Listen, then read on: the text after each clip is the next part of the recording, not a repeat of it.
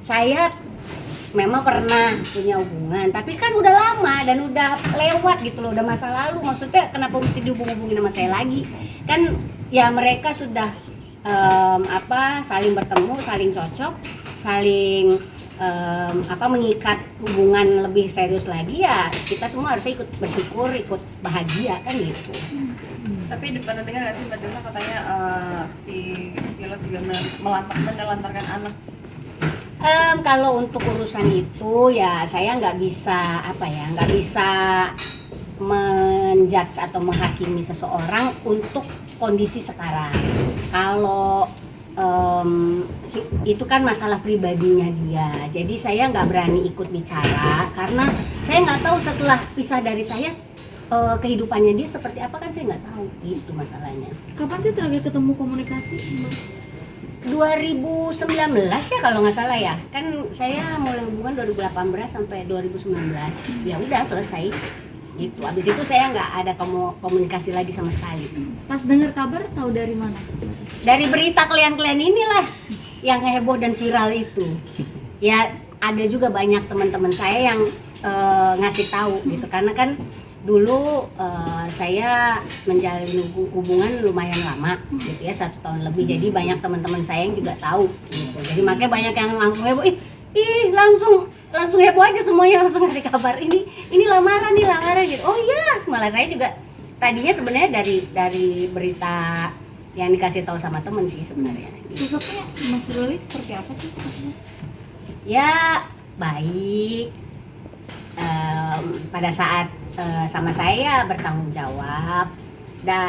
Tapi kan dari setiap orang itu kan tidak bisa kita samakan masalah kecocokan gitu ya. Waktu itu saya tidak bisa cocok sama karakternya, sama sifatnya, dan itu kan nggak bisa dipaksakan gitu. Kalau untuk saat ini mungkin Dewi lebih cocok, ya kita ikut bersyukur aja gitu aja. Waktu itu mungkin kalau boleh tahu penyebabnya apa sih sampai kira nggak sejalan gitu? Apa ya, nggak cocok sih lah, pokoknya nggak cocok karena kita punya karakter yang berbeda, sifat yang berbeda, sikap yang berbeda, itu aja sih yang nggak ngerasa sejalan, itu aja. Reza, karakternya seperti apa sih dia? Karakternya apa ya, mungkin bisa dibilang karena dia orang Makassar ya, jadi karakternya apa ya, mungkin bisa dibilang karena dia orang Makassar ya, jadi agak keras gitu ya, agak keras. Ya mungkin bisa dibilang apa ya namanya, orang yang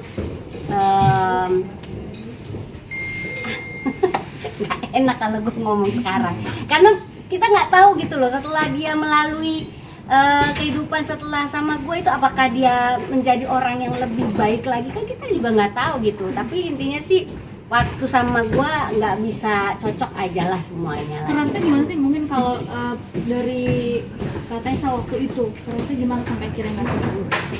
Ya kerasa ya karena banyak hal yang ya apa ya, yang menurut dia benar, tapi buat saya mungkin nggak benar atau salah. Tapi ya kita harusnya sih saling mengalah, tapi di saat itu tidak bisa gitu, harus saya mengalah kayak gitu.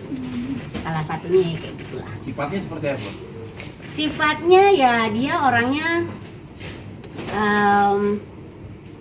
apa ya sebenarnya sih dia orangnya baik gitu ya, tapi memang mungkin lebih berjiwa pemimpin kali ya, karena waktu itu juga sebenarnya sih dia itu kan tujuannya sebenarnya dulu juga bilangnya sebenarnya mau nikah sama saya kan.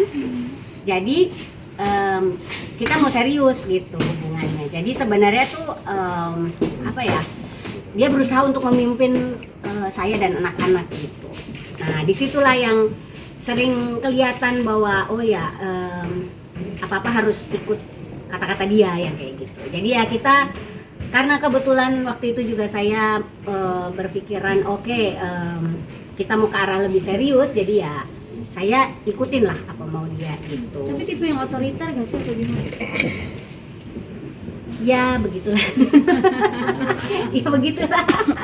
Tapi bukan berarti bahwa apa yang terjadi sama saya itu akan terjadi juga sama yang lain kan. Karena memang itulah yang namanya kecocokan gitu. Mungkin ada yang bisa terima, ada yang enggak. Menurut saya waktu itu saya tidak bisa semakin cocok gitu. Kan biasanya kita menjalin hubungan makin lama makin cocok, makin nyaman. Nah, itu kan baru yang namanya jodoh gitu. Makanya waktu itu sampai akhirnya kami putus gitu, nggak melanjutkan karena waktu itu masih banyak trouble.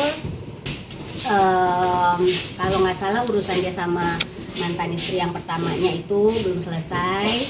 Terus waktu itu juga ada kasus yang waktu bapaknya anak-anak ngegerebek ke rumah lah gitu, yang kayak aduh ribet banget deh pokoknya. Jadinya udahlah kita pokoknya kalau udah benar-benar fix, udah benar-benar serius baru kita ngumumin kayak gitulah kalau kita gitu waktu itu. Berarti jatuhnya momennya dulu tuh nggak pas gitu ya Kak? Iya, momennya nggak pas sepertinya. Terus kan kita kan beda agama, jadi ya memang agak sulit gitu waktu itu untuk nyeriusin itu agak sulit. Tapi memang ya tipenya dia kalau ketemu pasangan biasanya diseriusin gitu. Royal juga masih gitu. Royal sih ya, kayak memang dia fair gitu, dia punya gaji berapa, ya kita fair-fairan, kita buka-bukaan, kita bagi untuk kebutuhan sehari-hari, kehidupan anak-anak, bahkan sampai untuk kehidupan kita sendiri itu memang dia fair dan gitu.